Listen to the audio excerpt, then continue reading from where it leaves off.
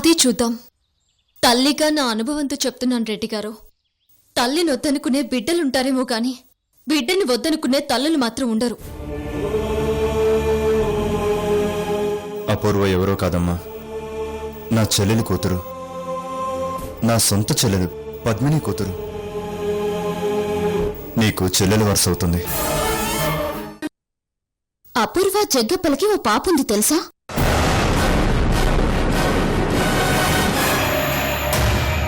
దానికెప్పుడు 6 ఏళ్లుంటాయి. ఈ విషయం నాకెందుకు చెప్పలేదు?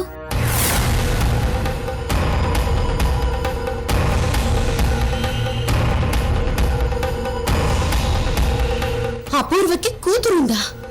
My God! ఈ విషయం నీకెలా తెలుసా? తండ్రి కూతుళ్ళిద్దరూ ఇప్పుడు నా కళ్ళ ముందే ఉన్నారు. ఆ పాపని కూడా నేను ఇంతకు ముందే ఐస్ క్రీమ్ పార్లర్లో చూశాను.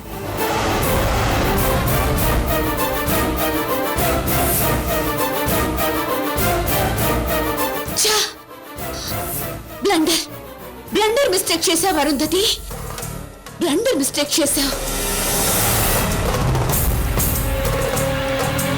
నిన్ను నువ్వు తర్వాత తిట్టుకుందు కానీ ముందు నన్నేం చేయమంటావో చెప్పు. ఇక్కడ టెన్షన్తో చచ్చిపోతున్నాను. సరే, ఓ పంచి. ఏంటి? పాపని ఆప్యాయంగా దగ్గరికి తీసుకో. తీసుకుని తల్లిలా నటించు. నువ్వే. నా వల్ల కాదు. ఏయ్, నీకేమైనా పిచ్చా? అంతకన్నా ఏం చేస్తావు? అపూర్వకి బిడ్డుంటే నీకు ఉన్నట్టే కదా. నోరు మూసుకొని నటించు.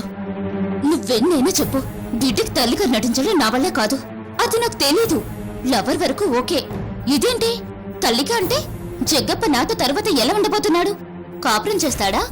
నో, ఇవన్నీ నా వల్ల కాదు. అపూర్వ, ప్లీజ్ లాస్ట్ మినిట్లో చెడగొట్టుకో. నీకు కావలసినంత డబ్బిస్తా. డబ్బు అన్నిటినీ ఇవ్వదు అరుంధతి. పోయిన ప్రాణాన్ని, పోగొట్టుకున్న మానాన్ని తెచ్చివ్వగలదా నీ డబ్బు? అపూర్వ, సారీ, ఇది జగ్గప్ప ఫోన్. ఇప్పుడు ఇంతకన్నా మాట్లాడలేను.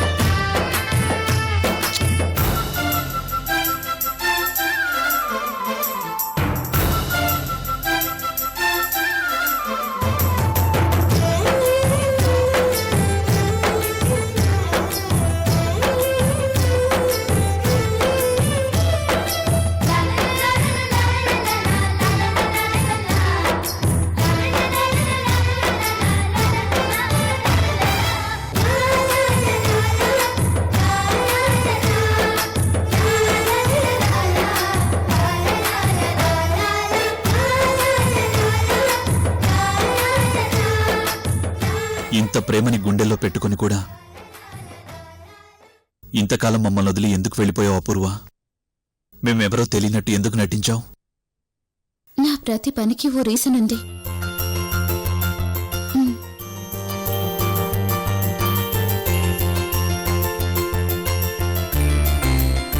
ఆ వివరాలు ఇప్పుడు అడుక్కు చెక్కు.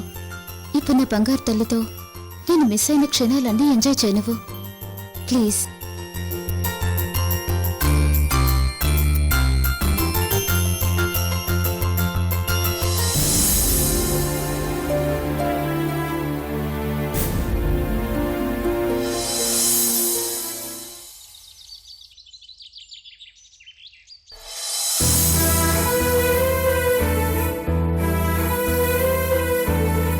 అసలు అపూర్వని సూర్య ఎందుకు పెళ్లి చేసుకున్నాడో, అపూర్వ ఆ పెళ్లికి ఎలా ఒప్పుకుందో, నన్నెందుకు కాదనుకుందో ఆ విషయంలో నాకే క్లారిటీ లేదు.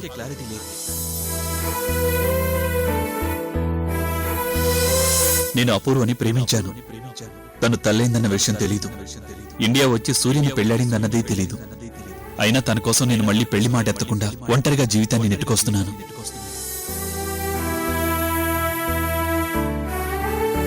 అపూర్వ చచ్చిపోయి కూడా చాలా రోజులవుతుంది.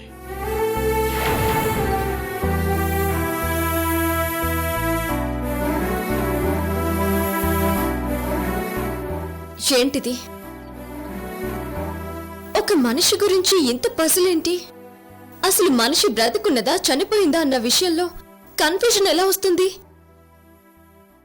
సూర్య అపూర్వని పెళ్లాడాడని అందరికీ తెలుసు. అపూర్వ అదే విషయం చెప్తోంది.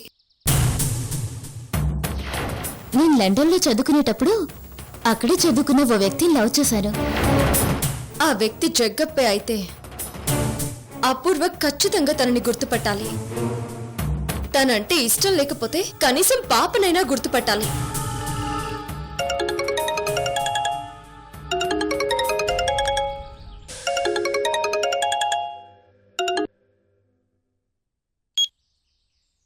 చెప్పండి రెడ్డి గారు. రెడ్డమ్మా, అపూర్వ స్పృహలోకి వచ్చింది. తను నన్ను పాపని గుర్తుపట్టింది.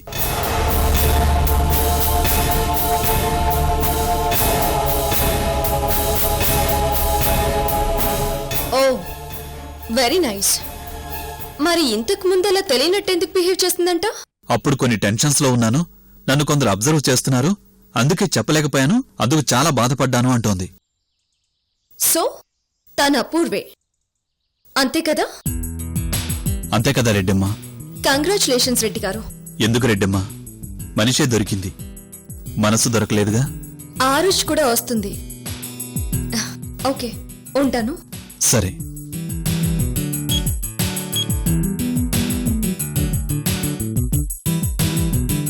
అంటే అపూర్వ జగ్గప్పని ప్రేమించడం, పెళ్లాడ్డం, బిడ్డని కనడం ఇదంతా నిజమే అన్నమాట.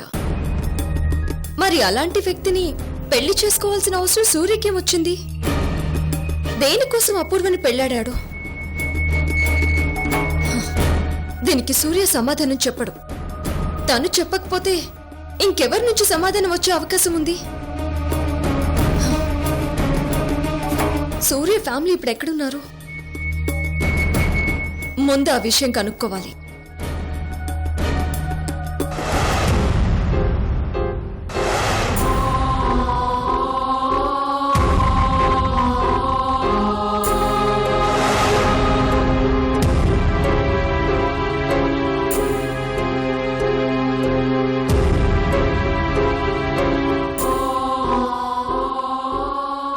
మామయ్య, మీతో మాట్లాడాలి, కొంచెం లోపలికి రండి.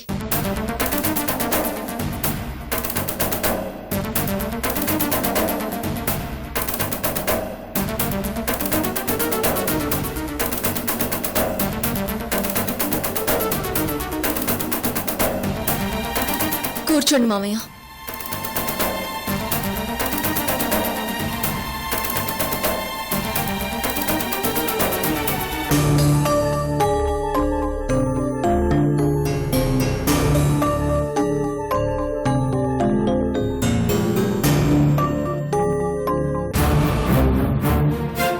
దాదాపు వారం నుంచి చూస్తున్నాను.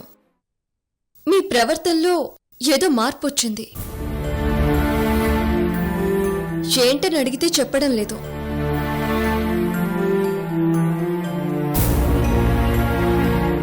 ఏమైంది మామయ్య?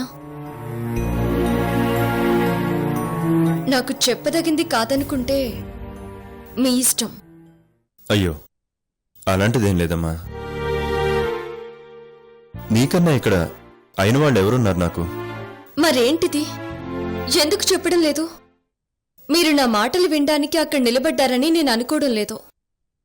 ఏదో చెప్పడానికొచ్చి చెప్పలేకే ఉండిపోయారని నేను అనుకుంటున్నాను.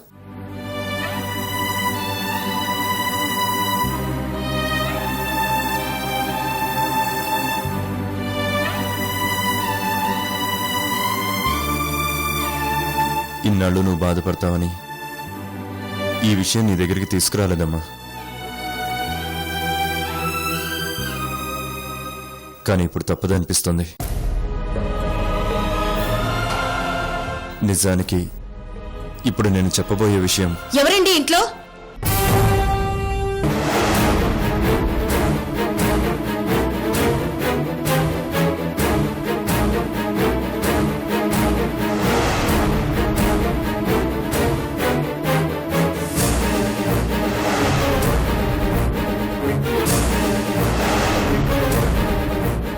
నాయకర్ నాయకర్ నాయకర్ స్వామి మలై నాయకర్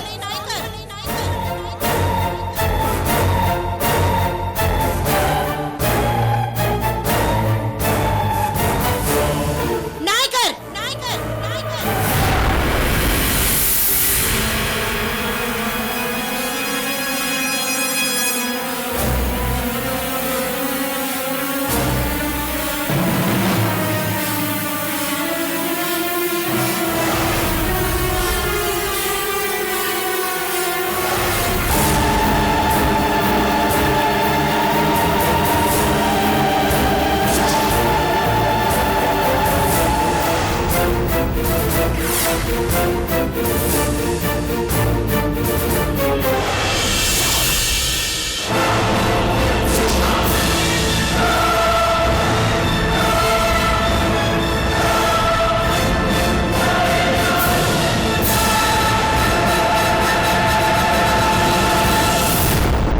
అలేఖ్య, ఎక్కడ నా కూతురు?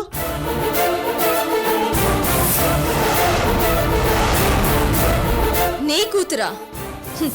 నీ కూతురు గురించి నన్ను అడుగుతావే? నీకేమన్నా పిచ్చా? అసలెవరు నువ్వు? నేనా?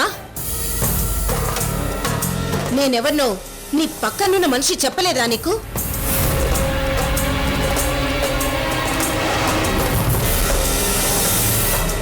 ఏం నాయకర్, చెప్పాల్సిన అవసరం లేదని చెప్పలేదా? చెప్పే ధైర్యం లేక చెప్పలేదా?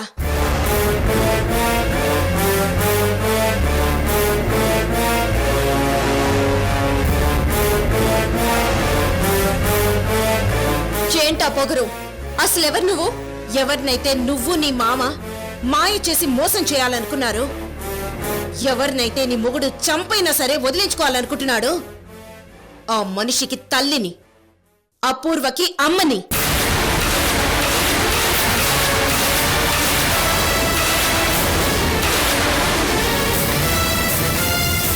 ఏంటి ఏమన్నావు? నువ్వు అపూర్వకి అమ్మవా? ఏంటి అంత ఆశ్చర్యపోతున్నావు? ఏ ముందే తెలిస్తే నన్ను మాయం చేసేదానివా? ఏ అవసరానికి మించి మాట్లాడే వాళ్ళంటే నాకు అసహ్యం. అసలు విషయాన్ని దాటేసే వాళ్ళంటే నాకు పరమ అసహ్యం.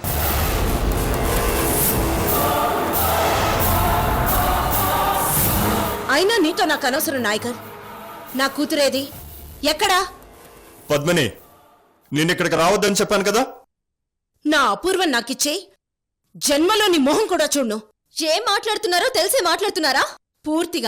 పూర్తిగా స్పృహలో ఉండే మాట్లాడుతున్నాను అలేఖ్య. నా గురించి తెలుసుకోకుండా మాట్లాడుతున్నది నువ్వు. నీకు చేతనైతే నీ భర్తని నా బిడ్డ జోలికి రాకుండా ఆపుకో, అంతే. అలా కాకుండా ఇంకే విధంగా ప్రయత్నించినా, నా బిడ్డ నీడని తాకడానికి ప్రయత్నించినా మొత్తం మీ కుటుంబం మొత్తాన్ని రోడ్డు మీదకి లాగుతా. 「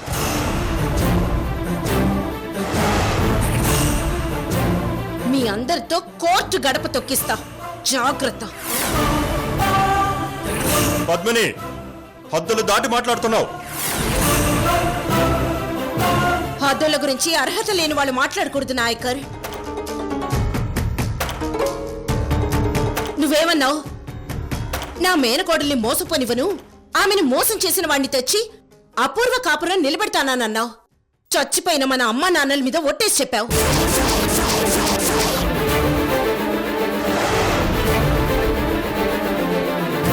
చెప్పావా లేదా?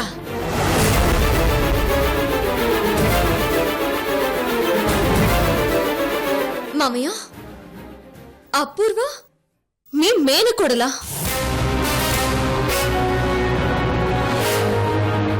మాట పెగల్దని నాయకర్.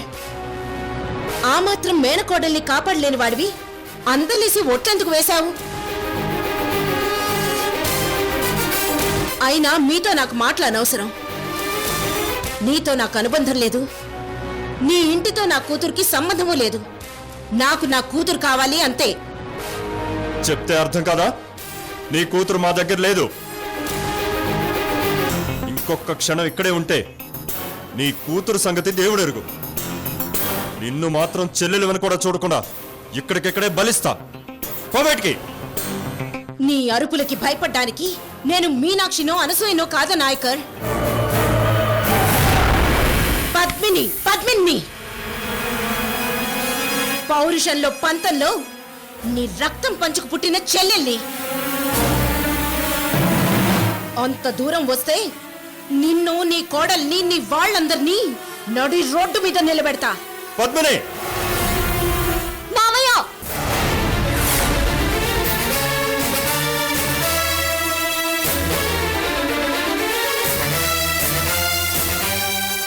చూడండి పిన్ని, చాలా బాధగా ఉంది.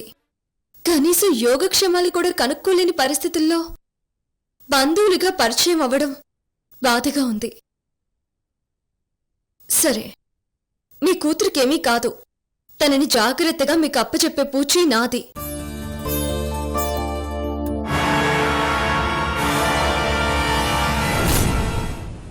మామయ్యకి నా మీద ప్రేమ కాస్త ఎక్కువై మీ మీద అరిచారే గాని మీ మీద తన కోడలి మీద ప్రేమ తక్కువై కాదు. పెద్దదానివి. ఇక ముందు ఈ ఇంటికి బంధువుగా రాపిన్ని, బద్ధ వైరంతో కాదు.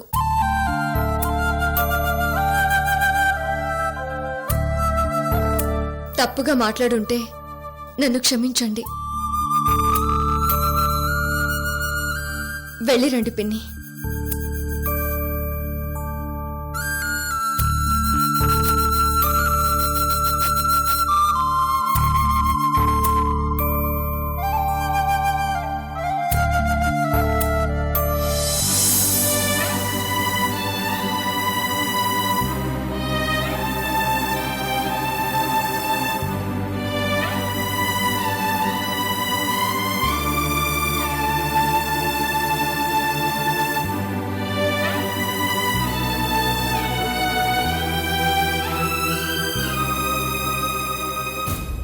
ప్లీజ్ మామయ్య, దయచేసి నా దగ్గరికి రాకండి. అది కాదమ్మా. ఎలాగూ నన్ను ఒంటరిదాన్ని చేశారు. ఒంటరిగానే వదిలేయండి. అంత మాటనికి తల్లి, దయచేసి ఒక్క నిమిషం నా మాట విను. వద్దు మామయ్య, వద్దు. ఇంకా తట్టుకునే శక్తి నాకు లేదు.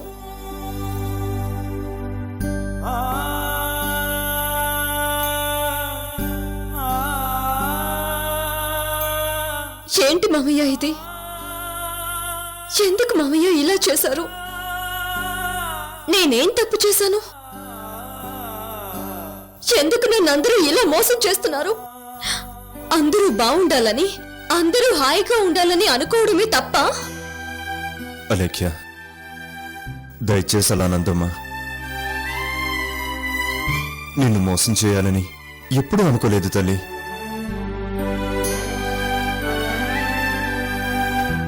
అపూర్వ నా మేనకోడలన్న విషయం నీకు చెప్పాలని ఎన్నోసార్లు అనుకున్నాను. ఇక లాభం లేదు, చెప్పేద్దామని ఇందాక నీ దగ్గరికి వచ్చాను. ఇంతలో అది దెయ్యంగా వచ్చి మొత్తం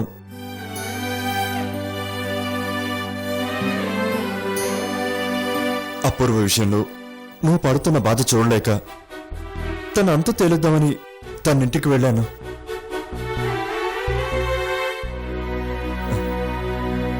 వెళ్ళాక గాని అది నా చెల్లెలు పద్మిని ఇల్లని తెలియలేదు.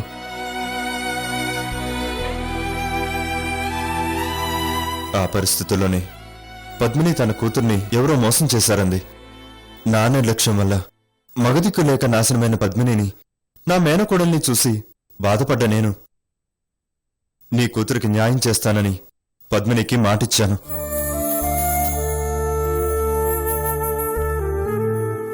ఆ తర్వాత గాని తన కూతురు పేరు అపూర్వని, తన్ను మోసం చేసింది సూర్య అని తెలియలేదు. నా బిడ్డ మీద ప్రమాణం చేసి చెప్తున్నానమ్మా, ఇది నిజం. ఆ క్షణం నుంచి అపూర్వకి న్యాయం చేయలేక, నీకు అన్యాయం చేయలేక ఇలా నరకం అనుభవిస్తున్నాను తల్లి. నేను తొందరపడ్డాను, నిజమే. కానీ నిన్ను మోసం చేయాలనుకోలేదమ్మా. నన్ను మోసం చేయడం కాదు మామయ్య, మీరే మోసపోయారు.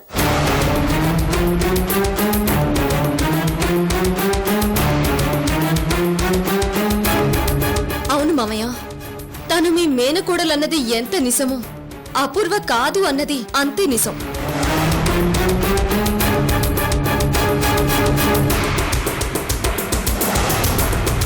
ఏంటో మనం అనేది?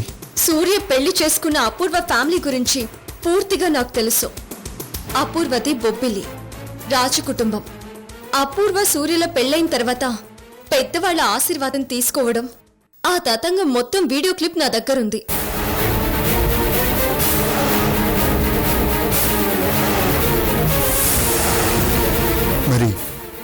మరి ఇదంతా నాటకం.